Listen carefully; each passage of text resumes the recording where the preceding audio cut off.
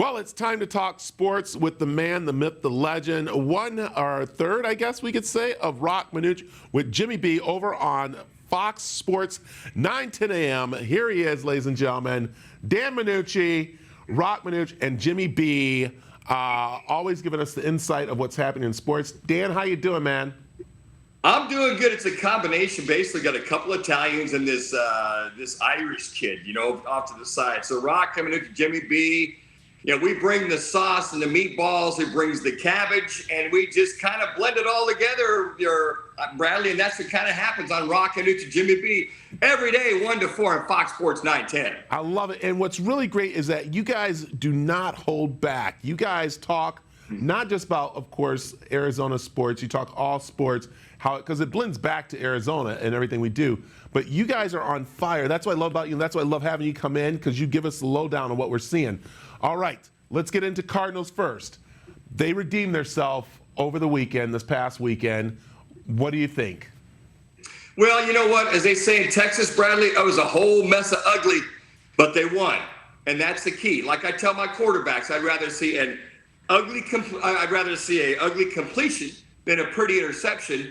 And as we all know in baseball, that dying quail in the left field looks like a line drive in the box score, right? So the defense held them together. It was a walloping, barn-burning 10-10 at the end of the third quarter. And then Kyler Murray and the offense found the rhythm. But I got to tell you what, Brad, it was all about the defense. They tipped 4 different passes. They intercepted Baker Mayfield. And they basically got after that offense and stopped Christian McCaffrey. They stopped Baker Mayfield. So the defense did their job until the offense could finally find their rhythm. And then Hollywood Brown came up with some big catches, and especially a big touchdown catch to kind of put a cherry on top of the sundae, if you will, which was played, I don't know if you got that, Brad, on Sunday. I mean, I can slow down here if you need me to.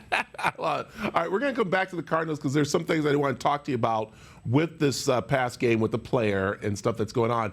But let's go to college sports. Let's talk about, of course, ASU, U of A. I don't know. What's going on?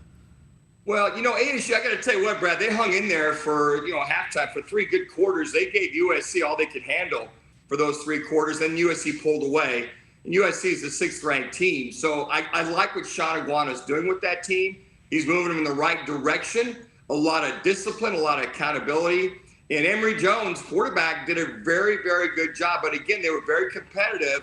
They hung in there. Now, with Washington coming in this weekend, we'll see if those competitive juices and they can follow through and beat, maybe upset Washington at ASU. U of A just throttled this Colorado team 43-20. They'll have a big game coming in this weekend as they're going to have Oregon is going to be coming into town. So U of A 3-2 on the year, and Jed Fish, head coach of U of A, doing an outstanding job. NAU unfortunately lost to Portland State. They lost a tough one there, 35-21. This NAU team at 1-4 now, really struggling. But I got to tell you what, all college sports, all that being said, very encouraged with what I saw at ASU, very encouraged with U of A. And then NAU's just got some struggles they're going to have to work out. So, all right.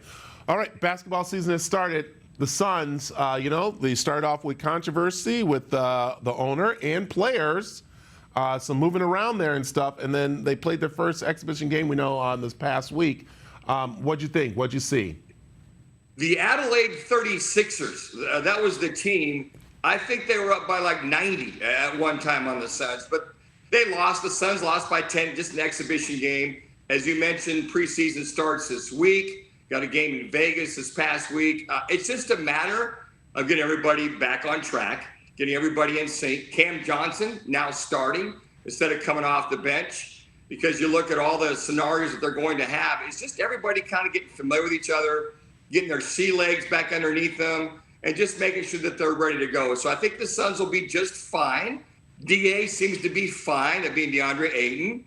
So I think all is good in the lock with Monty and DA and all the above. And I really feel, Brad, I think that CP3, Chris Paul, will kind of monitor that scenario and just kind of keep peace. He's the captain. He and Devin Booker will make sure that everybody is, playing the best that they can play each and every game once the season starts. I like it. There it is. We've run out of time. But what I'm going to do is I'm going to keep you around. You and I are going to talk, and we're going to put it over on aztv.com because I want to talk to you about J.D. Watts coming back and playing after an injury, especially with everything that's been going on in football with injuries. So I want to talk to you about that, and we'll throw it up on aztv.com. But right now, let's tell everybody where they can find you. Monday through Friday. Just go to Monday through Friday. Just go to Fox Sports 9:10 a.m. You can go to Roc and Manuch on Twitter. You go to Fox Sports 910 as well there too. And if you really want to track me down, just go to QB Manuch on Twitter. I'm easy to find. I'm not going anywhere, so I am always around.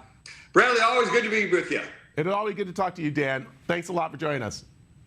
Always a pleasure.